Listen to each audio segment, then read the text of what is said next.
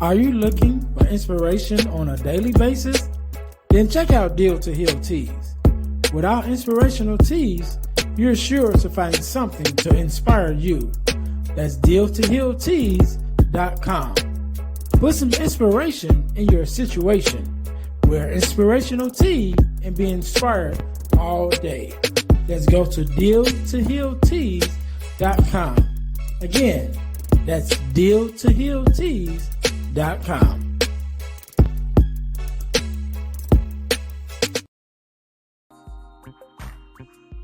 Hey guys, if you're enjoying this podcast, then I know you enjoy the Girl Dad Discussion podcast. I'm your host, Ernest James, and I believe the relationship between a daughter and her father is one of the most important relationships a young lady can have. And therefore, my mission is to promote the daddy-daughter relationship by sharing the voices of girl dads to the world. So check out our podcast on every platform where podcasts can be listened to. And if you want to watch the podcast, check us out on our YouTube channel. Again, that's the Girl Dad Discussions podcast with your host, Ernest James.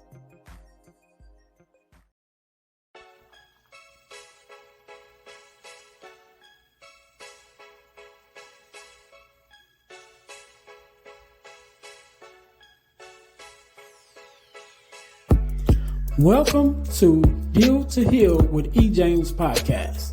On this podcast, my guest and I will discuss topics and ways to help us to heal in every area of our lives. I believe that everyone can live a life that is happy, healthy, and whole. So I'm on a mission to help people to deal, heal, and fulfill. Deal with your problem, heal from the pain, and fulfill your purpose. Thanks for tuning in. Let's get to it. Welcome to the Deal to Heal with E. James podcast. I am your host, Ernest James, and I believe that everyone can and should live a life that is whole, heal, and healthy. And therefore, I'm on a mission to help people to deal, heal, and fulfill, to deal with your problems, to heal from the pain, and to fulfill your purpose. Thank you guys once again for tuning in to the Deal to Heal with E. James podcast. If you haven't already, make sure that you listen, like, subscribe, and share to our YouTube channel, our podcast on all of your social media platforms, including our new YouTube channel. So formerly we were the Deal to Heal podcast on YouTube, but we changed our channel to the Deal to Heal podcasting network because now we have multiple podcasts that we have to offer you guys to check out. So make sure you're checking us out, to make sure you subscribe and listen to our podcast on the Deal to Heal podcasting network on YouTube. Also, make sure you guys check out our partner podcast, which is the Girl Dad Discussions podcast. On that podcast, me and my fellow girl dads talk about the relationship between the dad and our daughters. And also every now and then we have a daughter on to talk about her relationship with her father. I think it is very important for this podcast because it combats the narrative of the absent father and the fatherless daughter. So make sure you guys go there to the YouTube channel to check out that, as well as on all of your podcast listening platforms. Also, our product of the week. As you guys know, we are a self-sustained podcast, and the way that we stay on the air is by bringing you amazing products for you to purchase in order for us to help to pay our bills. So our product of the week is our Purpose Journal, as well as our Purpose Planner, because I believe that we need to journal our lives to be able to keep track of where we've been and where we are, as well as plan for our future. So you guys can get your copy of the Purpose Journal and the Purpose Planner from Amazon. The links is in the description below. So make sure you guys go and check that out. Again, thank you guys for tuning in to the Deal to Heal with E. James podcast. So we're going to jump right in it today. Just like any other day, we are blessed with a guest, Mr. Mannie. How you doing? I'm doing really good. Thanks for having me on here. No problem, man. First of all, I want to say thank you for being here, because you could have been doing anything else with anyone else, but you're here with me and my listeners, and we definitely appreciate it. So we're going to jump right in, Mannie. one thing that I know from a previous conversation before we started recording is that you are a girl dad as like myself. And so just like I do with every other girl dad, I'm gonna start this thing off by asking you two questions. One question is, what does it mean to you to be a girl dad? And then number two, what is something that your daughter has taught you? Oh man, being a girl dad is definitely different. So my daughter is my oldest, and she is like 4.5. I also have a son that's 2.5. So being a girl dad, it's definitely a different experience. She's taught me to make sure I'm very aware of my feelings and Mhm. how I am portraying those feelings. Because one thing I've learned with the kids is they're like a mirror. The Yeah. however you treat them, like they're gonna have those same mannerisms, and you're gonna see it right there. So I guess definitely being much more aware and being much more understanding, and kind of the kind of girl side of things is being much more in tune with my emotions and having that understanding and making sure I'm very aware of how she's feeling as I approach her. So that's been one of the biggest things she's taught me, and I guess she's also brought a softness to me as well. Yeah, yeah, yeah. All right, all right. You said four.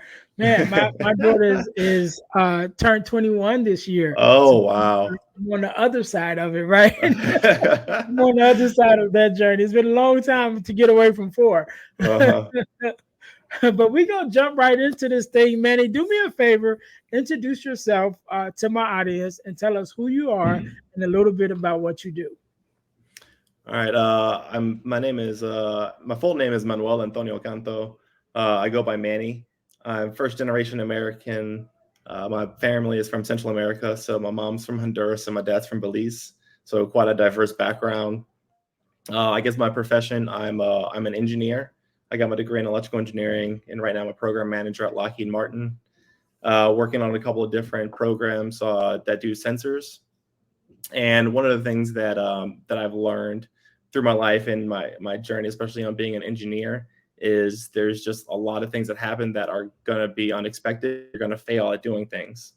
So with engineering, kind of like with life, you're going to come up with a lot of challenges that you have to figure out a way to work through, and you're not going to be able to solve them the first time. So you're going to have to deal with a lot of setbacks, feeling maybe like you don't know what you're doing, having a hard time figuring things out. And that was just a lot of my journey of kind of building resilience, overcoming a lot of different failures to kind of get where I am now. Yeah, yeah, and we I wanna jump right, actually kind of jump right in there with your story because it kind of mirrors mine in a sense. Definitely starting off myself at an early age and failing. I actually Hmm. failed second grade, but it was such a turning point in my life because it was from that I changed and began to get this drive, and I kind of got it from my father, but I got this drive to excel and do better, becoming an honor roll student, what is that, student of the month, and all of those things, and really just changed my life around from that failure. So let's go back to even that time, yourself and the early days of education, or your early days of who you are and dealing with your own failures that kind of led you into doing the work that you do now, as a speaker. Because I know you mentioned about being an engineer, but you're also a Hmm. speaker and talk to other students and people about overcoming some of the same things that you dealt with. So take us back to the earlier version of yourself, even in the midst of dealing with those things then, and some of the lessons that you learned that change you as a person to be able to say, now I'm going to go and help someone else get over those same hurdles. Oh yeah, there's quite a history in all the different stages of my life, kind of going through something like that. So I know in third grade, the school I was at, they actually had to test me because I was having so many problems in class, and they gave me a test, and they actually found out my reading level was like actually way beyond what it was. I just had a hard problem understanding how to, I guess, comprehend the information in a way they were teaching it. So when you're, a kid that young, you're thinking, oh, I don't get this. And that kind of progressed because I had to actually repeat sixth grade. So sixth grade, repeating it at the same school, you see all your other people that you were in the same class with, and then now they're in a grade ahead. You're having to redo all these same classes. And ironically, the classes I had to repeat were because I failed English and history, which you don't do a lot of as an engineer, because it's mainly math and science focused. But I've learned an appreciation for English and history now, and a lot of it is just sometimes when you're younger, you solely focus on the things you like and the things that you're good at because you want to gravitate towards those things. And I guess I had to understand from an early age, you have to be able to overcome the things that come harder to you.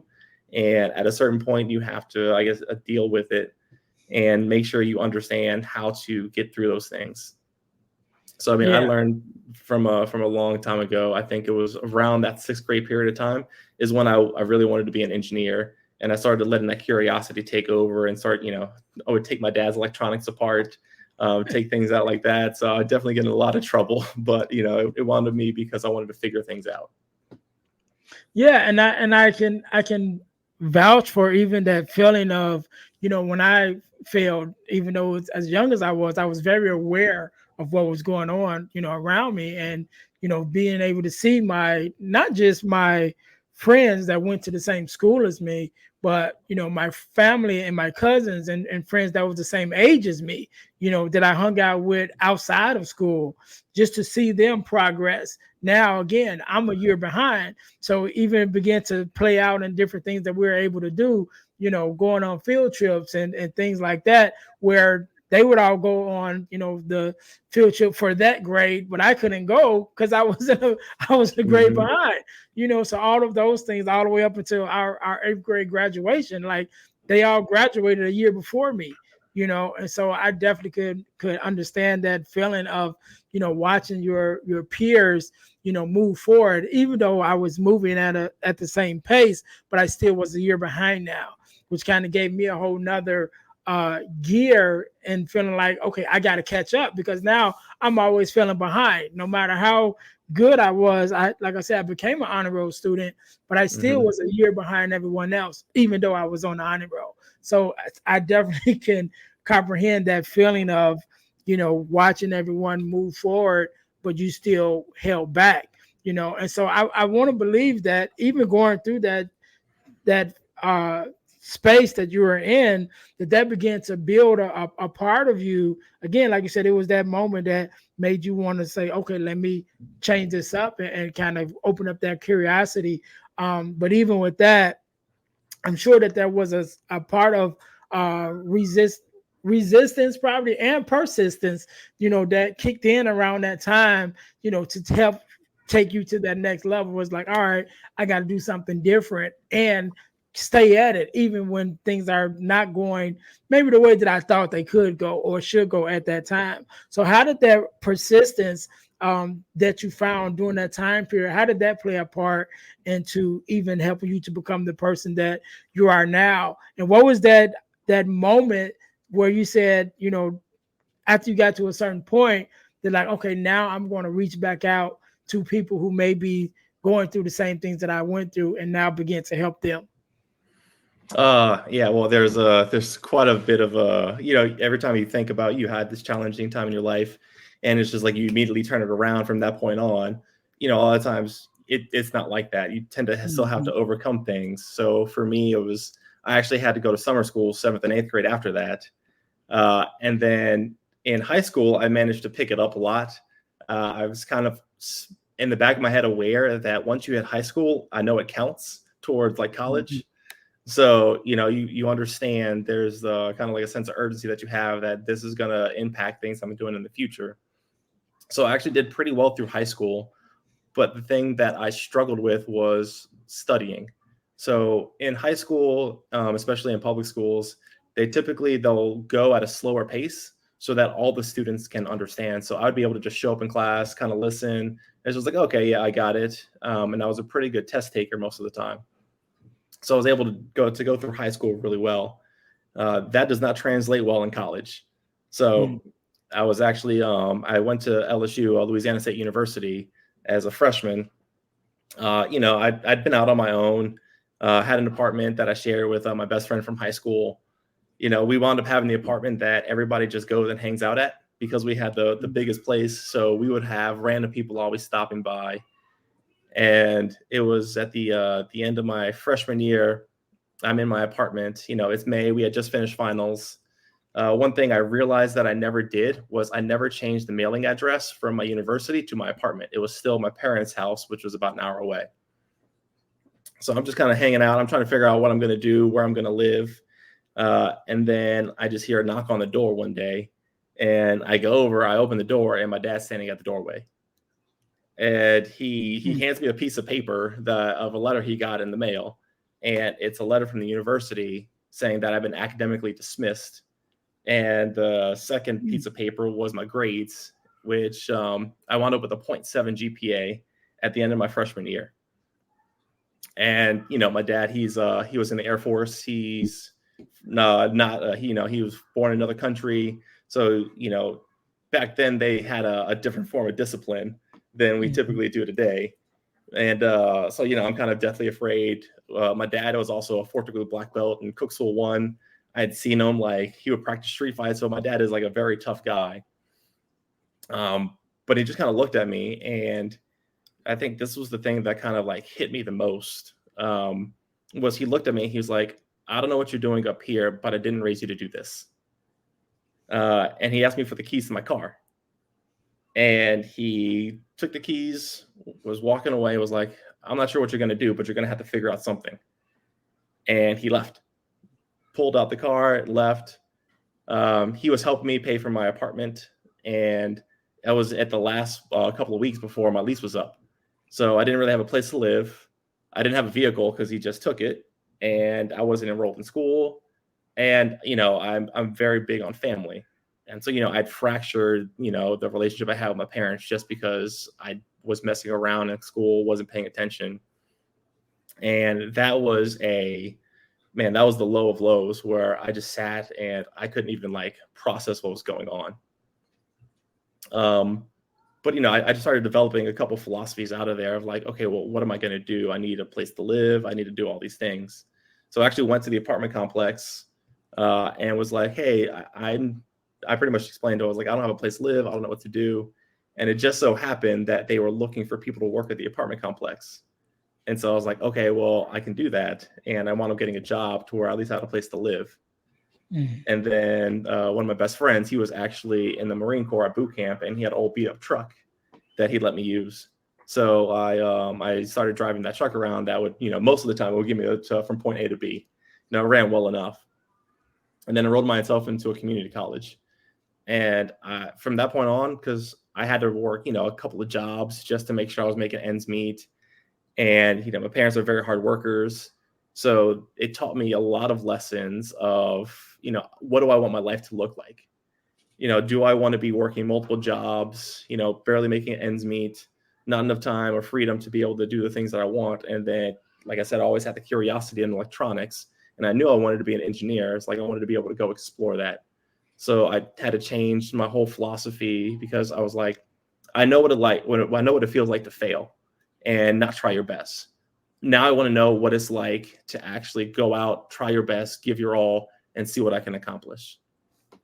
So that led me on this journey to I eventually actually graduated college. I was actually also a kicker and punter in school, and then graduated with honors within electrical engineering. All right. I'm listening to you tell the story about your dad, and I'm just reflecting back on myself, because that was sort of the same thing that happened with me, even back then. So I always tell the story that, when back then, when I was in second grade, now this is, years ago, I think this probably was in the 80s at this time. But that's when we had actual report cards, right? When they're like, your grades literally came on a card, that your teacher would fill out. And I remember that time period, just being, there was a kid in my class who was like the class clown, and so he was like my best friend. So I'm like, whatever he did, I was doing, and not, paying attention, not doing my work, and it got to the end of the school year. And my teacher basically was like, well, I don't want to fail both of you guys, so one of you guys are going to fail and one of you guys is going to pass. And I was the one that she failed. And so I remember knowing like, okay, I'm going to have to do this grade over again. But not only that, I got to answer to my dad. Right. And so I remember that day we're standing in the living room of our home, and like you said, back then there was a different kind of punishment than these days. So my dad is standing there and he has my report card in one hand and he has his belt in the other hand, and so I'm standing there and I always say my dad gave me the worstest whooping I ever got in my life that day, but he never hit me one time. But instead, he started talking to me and he said 4 words that changed my life forever. He said, "I'm disappointed in you." And as he began to talk to me about, not only representing him, because I'm junior, I'm Ernest Jr., he's Ernest Senior. He's like, you have my name, you have your family's name. My dad was in the Air Force. He was an Air Force mechanic, so he was in the service also. Mine too, yeah. And so it was just, he really just was like, what are you doing?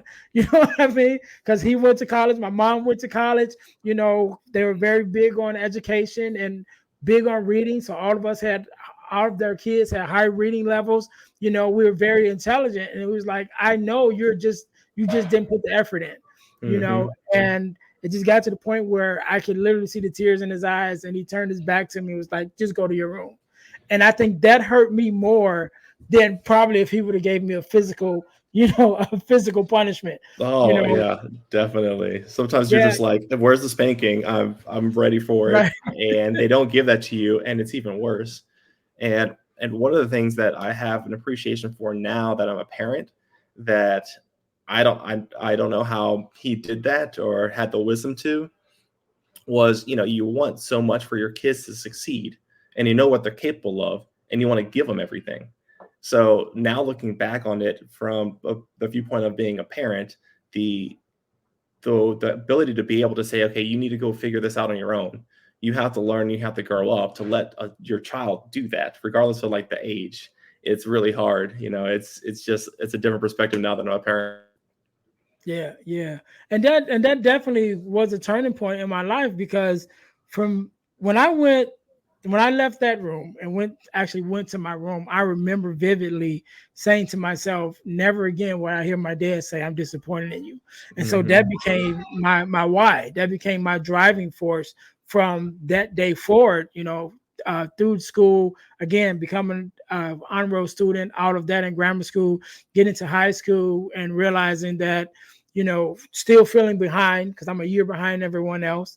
And I'm like, I want to graduate with my right grade, and so I sat down and developed a plan, laid out all my classes, everything I needed to take in order to graduate high school in 3 years instead of 4, and I was able to put it into action and actually do it, and so I remember graduating my high school class as a junior. Everyone else was seniors, but I was able to walk and graduate that year with my rightful grade, and my family and friends that were the same age as me, but that was such a turning point, because my dad, again, just like as every kid, especially me, I was junior, my thing was to make my dad proud, and I remember him taking me everywhere, and everybody saying like, that's little EJ, you know what I'm saying? And having that relationship, like, I'm the mini part of him, and then to face the failures that I did, not because, I just failed, but because I wasn't putting in the work, him being able to see like, no, I know it's more to you than that, and so that became my driving force. Like, I want to make my dad proud, and as well as, succeed for myself, but even more than for myself, it was so that I never hear those words again, that he was disappointed in me. And it definitely made a difference in my life, even to today, with some of the things that I do. And he's heard this story. I always told him, I don't know if he remembered that day, like I remember it, because I remember it vividly, but I've told the story in front of him before on different stages and things. And so he's heard it from my point of view. And, like I said, I don't know how monumental that day was for him, but it definitely made a difference in my life. Oh yeah, it's the same thing has happened. My dad's gotten to hear me speak. I got to speak at a couple of different like local schools around here, and one of the times he was in town. We've kind of like our relationship has gotten better again. He's definitely part of my life. He's a very active grandparent. So him and my mom, when they're retired, they come visit all the time. But they got to hear me speak, and it was. I don't think it was as impactful for him, but from his point of view, he remembered. He was just like, "Yeah, I know what you're capable of," and I knew that whatever you put your mind to, you can do it. And looking back on it, then it was just like those were lessons that, as you're growing up, and you have like your father figure there that's setting the example for you. He was very hardworking. We have the same name also. So they call me Manuelito, which means little Manuel. So, you feel like you have those kind of things to live up to, and you want to make sure you're, giving your best effort. But a lot of times, you need to be able to kind of hit that rock bottom to be able to start building like the foundation of who you are and understanding how to move forward. Just because that's how I felt. It's like the worst I could ever feel or have ever felt was in that moment. But then from there is where I realized, that failure taught me all the lessons I needed to. Because a lot of times we learn more from our failures than we do our successes. Mm-hmm. So sometimes that's one of the things I discovered, when I started sharing my story with people. So many people, like even like, talking to you now, I didn't know that story about where you came from, but so many people have some kind of failure that a lot of times people don't want to talk about it. And so one of the things that I mentioned is like, you gotta use the F word more, and that's fail. Just kind of like, people are afraid to use failure. They're afraid to use the F word.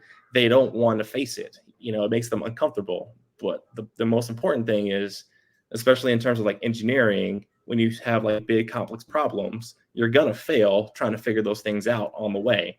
But if you don't attempt it, don't fail, you'll never even get anywhere close. So that's why I'm very big on, you have to be able to share your experiences, share your failures. That way you also learn from not just your failures, but other people's failures as well. Yeah, and I agree with you. I share my story, all the time, and that's one of the things that I talk about too. Is I said my failure was the foundation of everything that I do now. It was the foundation of all of my accomplishments, because it was from that failure that even woke me up to really be like, all right, it's time to really start taking life serious. And not only taking it serious, but really thinking about, what do I want my future to be? What do I want my future to look like? And even getting to the point where even when I have these conversations in schools, talking to kids, I talk to them about, I always ask them, what is your plan? What is your plan for your life? Because coming up until, your graduation, especially like high school, all these years, you've been living somebody else's plan. Your parents had the plan for you to go to school. The teachers got a plan for your homework. And, all of that is all laid out for you. But once you hit those last years and you graduate from high school, like there's no plan. You know what I mean? It's like at this point, you're on your own. Like, what are you going to do? And so I always encourage the kids. I try to, especially when I'm able to come in early, like during a freshman year, I always tell them these 4 years is going to go really fast. You think, 4 years, you got time. Like, no, it's going to go really fast. And if you don't have a plan by the end of these 4 years, you're going to be blowing in the wind, And so I really try to press upon them to really start thinking about, okay, what do I want out of my life after high school? And let me start planning for those things now, so I don't end up wasting time, when I get out of high school and now I'm trying to figure it out. Now I got the free time and things like that, and all the other distractions that come with the freedom of not, being in school. But now, if you don't have a plan, that freedom actually become a hindrance, right? That freedom can actually become the cage that holds you down, because you have no direction, right? And so you just like going here and there. And I always tell kids, if you don't have a plan, you'll fall for lessons plan.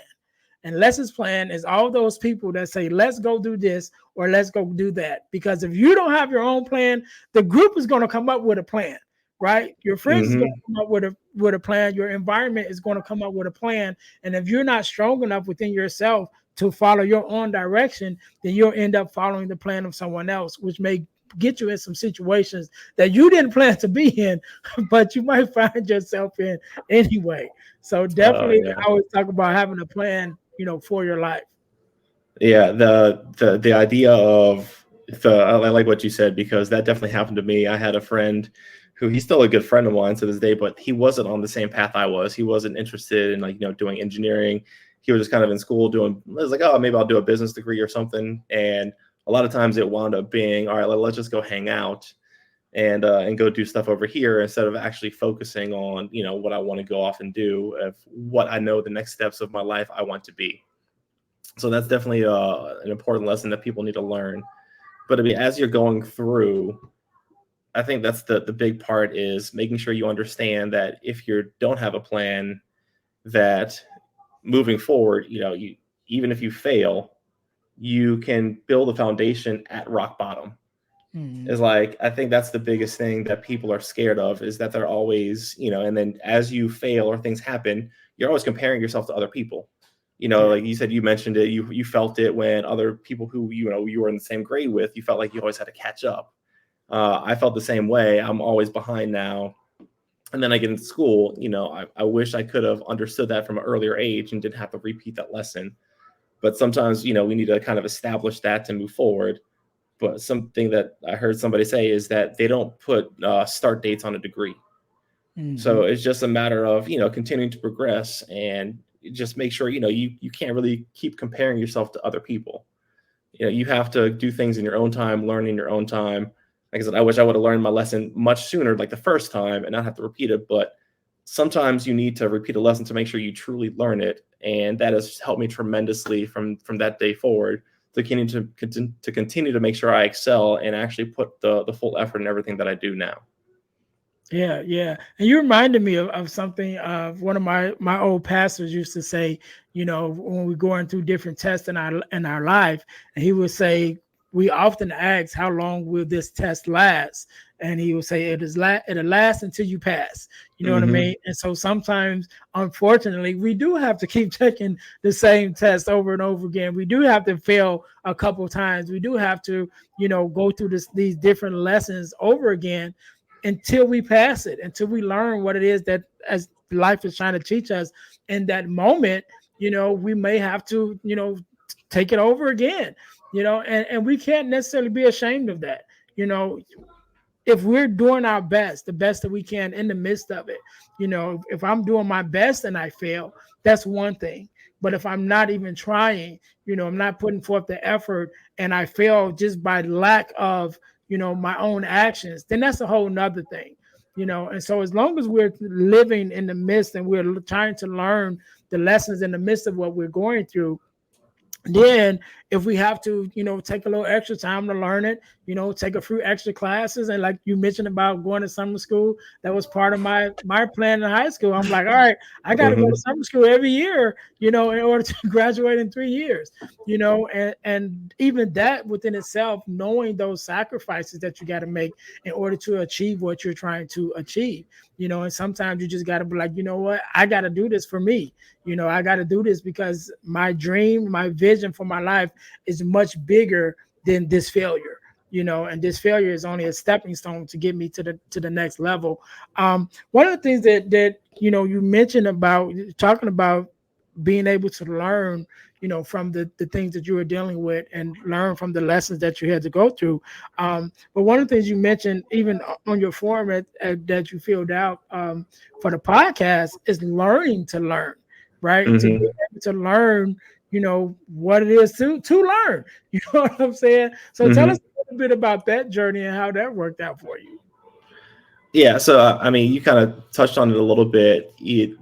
Kind of in life, just like in school, because I typically work with a bunch of college students or early career people in the STEM profession. And one of the things I had to figure out is, well, how do I learn best? Some people, they can sit in a class, they can hear and they can pick it up. Some people, you look at a video and then you see somebody doing it. I'm definitely a learn by doing kind of person. So what I actually wound up doing was I would run study groups. And so I would actually work out the problems for other people, and I would show them, because I knew if I knew how to explain it to somebody else and would do the problem, I actually knew the material. So that's kind of the same thing with life. Sometimes we can see an example and we're like, okay, that's what I need to go off and do. And you can go off and do it. Some of us, like for me, I had to learn by doing. And unfortunately, I had to learn because I went off and I did something, and going through that experience, I knew, okay, well, I shouldn't skip class, or I shouldn't be hanging out with this group of friends. And then you also learn what you're going to do whenever failure comes to you, because no matter what, you're going to come with some kind of obstacle. And one thing I started saying was, when you face an obstacle, it's up to you if you want that to be a stumbling block or a stepping stone. So you need to figure out if, this thing that's in front of you that you need to figure out how to overcome, are you going to let that hold you back for from that point on and not go around it, and you're just going to keep stumbling over it? Or are you going to say, okay, I have this failure in front of me, let me figure out my way to go about doing this? And you kind of test different things, you find out what works for you, and you get a little bit smarter, and you kind of, like I said, learn how to learn, and how you absorb and are able to take the information you get and apply it. And so when you start doing that, you kind of make that a stepping stone, and then you're able to kind of keep moving forward. And, the lessons that you get from that point on, you can apply to the next thing that happens. So it keeps building on each other. And honestly, for me, that becomes what your stairway to success is, regardless if that's through school or in your life itself. You learn from those past experiences that you have.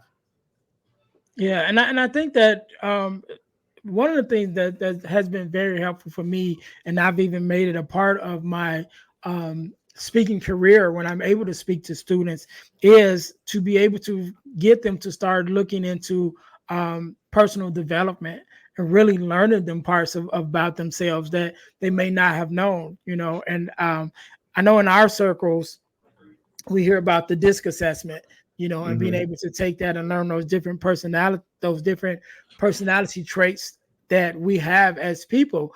And I remember I didn't take it till I was I was in my 30s, when I took the DISC assessment. And it was such a helpful tool for me that I knew then, even with my mindset then of wanted to, I was already being a mentor and things to young boys.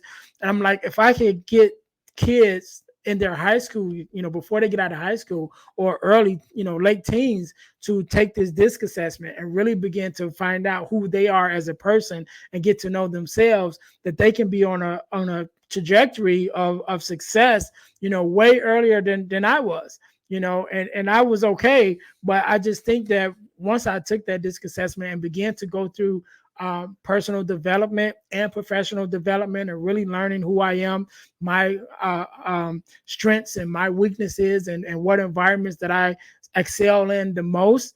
Like I said, I was already in my 30s, and I'm just like, if I had this tool when I was a teenager, to really be able to begin to unlock those parts of myself and the way that I was thinking at an earlier age, I definitely could have been way more farther than I am now, or than I was at the time.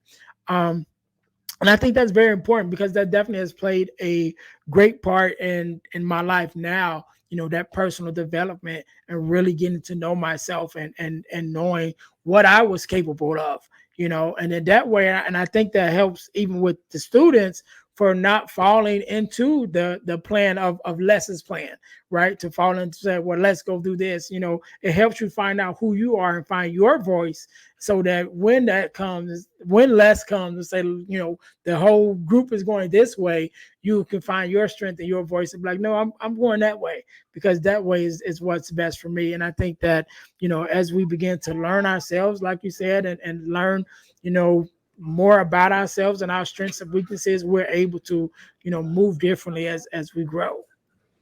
Yeah, for me, a lot of things I base, because I'm an engineer, did a lot of STEM.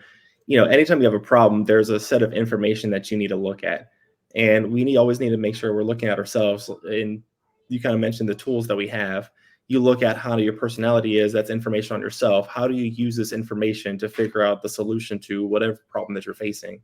So something like the DISC assessment, now I'm in a leadership role, at work. So I have to understand and deal with lots of different personalities. So I have to very much know myself in order to understand how I'm going to deal with other people. So for me, like, I've done the DISC assessment. I'm definitely a very high I.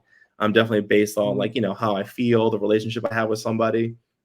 And one of the things that another one that I learned is people also, there's one called the color trait, which is how people communicate their feelings or what their information is. So you start learning not only yourself, but it teaches you how to, assess who other people are. So how you communicate to them. So my wife is very like a very decision maker driven. And I learned how to be able to communicate, how I take in information and understand, okay, well, she's going to take information this way.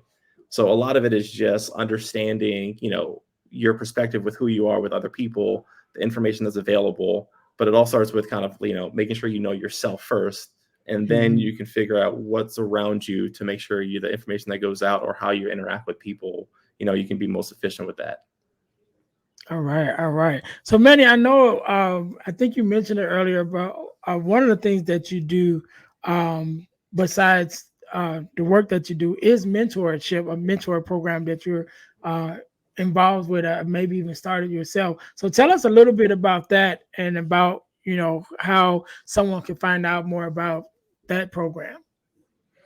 Yeah. So, I mean, like I said, once I started understanding and talking about my own failures and hearing the experiences of a lot of people, so a large company like Lockheed Martin, I've had the opportunity to be able to interface with, directors, vice presidents, some of the C-suite executives, and a lot of them have gone through failure. So I always want to share with other people, those kind of experiences. So people have, they don't feel discouraged when they kind of come with these obstacles. And so what I started doing was I'm actually in charge of mentoring within Lockheed Martin itself for the Hispanic Organization for Leadership Awareness, or OLA for short. So I'm in charge of like mentoring for that.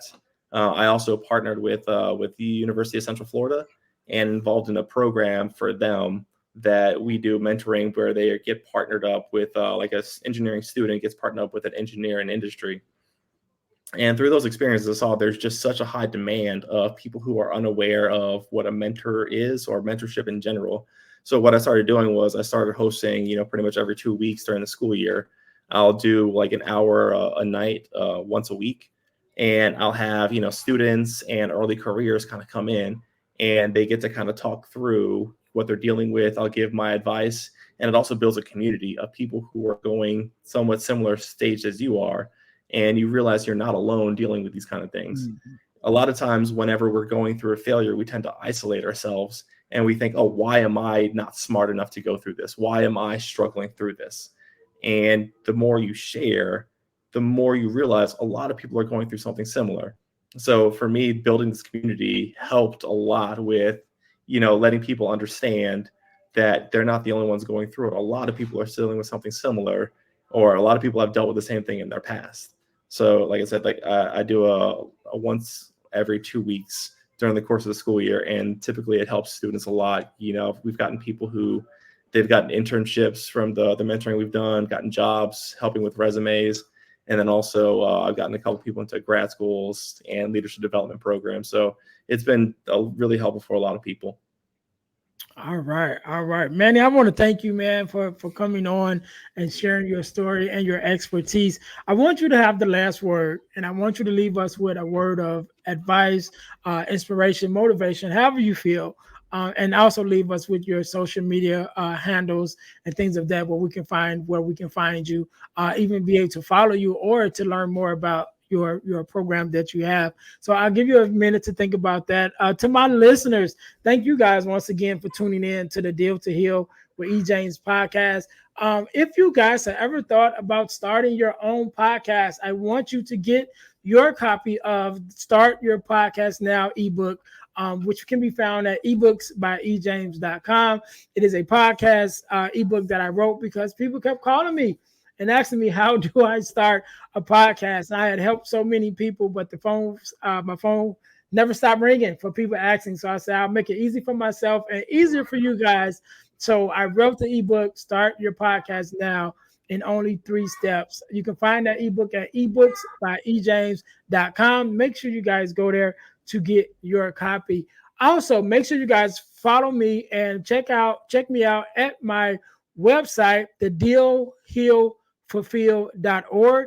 Again, that's dealhealfulfill.org. That is my main website, which talks about everything that I have going on, including speaker, author, podcasts, workshops, things that I have. And also there's a page to book me in order to have me to come out to talk to your students or your organization as a speaker or a workshop facilitator. Again, that is dealhealfulfill.org, where you can find out more information about me and everything that I have going on. Also, we talked about the podcast ebook, but that is only one of several ebooks that I have. If you go to ebooksbyejames.com, again, that's ebooksbyejames.com. I made it real simple. You can find the ebooks that I have there. I have several ebooks there, including a Males to Men ebook, which is a ebook for young males coming into manhood, and also the core 4, which is the core 4 values that every daughter should get from her father.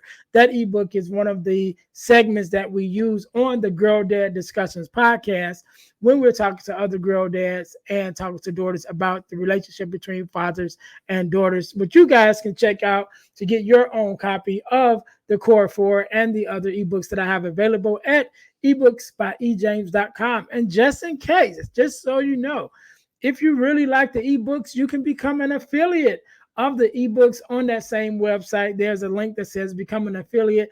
And so you can promote the ebooks and you get paid whenever someone buys. So make sure you guys go and check out the ebooks as well. And our inspirational t-shirt line, which is deal2healtees.com. Again, that's deal, the number 2, healtees.com. Put some inspiration in your situation. Wear an inspirational tee and be inspired all day. Excuse me. That is our tagline. You guys can go there and check out our inspirational tees as well as our podcast merch. We have t-shirts with our logo for the Deal to Heal with E. James podcast, as well as the Girl Dad Discussions podcast there. Again, that's Deal to Heal Tees. That's Deal, the number 2, healtees.com. Last but not least, I have had the opportunity of the last couple of years to be a part of an organization called the Forgiveness Mission. And what we do, we have free virtual workshops every other month of the year. And we talk about everything regarding forgiveness of self, forgiveness of others. What does it mean to forgive and what the benefits of forgiveness is? I think it is a very important topic that we need to infuse in our lives, in our everyday lives, to make sure that we're forgiven and we're not carrying unnecessary burdens. So you guys can sign up for our free virtual workshops. Again, just go to forgivenessmission.com, or you can just go to Eventbrite and look up the Forgiveness Workshop held by the Forgiveness Mission, and you guys will find it there. So whenever you listen to this podcast, either a workshop just ended or there's one coming up, again, you can sign up again for forgivenessmission.com. Again, that's the forgivenessmission.com. All right. So again, Mannie, I want to say thank you very much for being here. Thank you for coming on and sharing your life stories and your expertise. I want you to have the last word, so the floor is yours. Yeah, you can go ahead and follow me. I'm typically most active on social on Instagram and LinkedIn at Mannie Canto, at MANNIE CANTO. And then also you can check out my website. It's manniecanto.com/mentor if you want to sign up for mentoring with me. And then I can add you to, I also have a WhatsApp group chat to kind of give motivation to people throughout the school year and just through the year as in general. And I guess the final takeaway is something that I typically say all the time is failure isn't final, it's necessary, because true success is standing on top of your failures, not lying underneath them. I like that. I like that. We can't end it no better than that. To my listeners, thank you guys once again for tuning in to the Deal to Heal with E. James podcast, where our mission is to help people to deal, heal, and fulfill, to deal with your problems, to heal from the pain, and to fulfill your purpose. Until next time, you guys be blessed.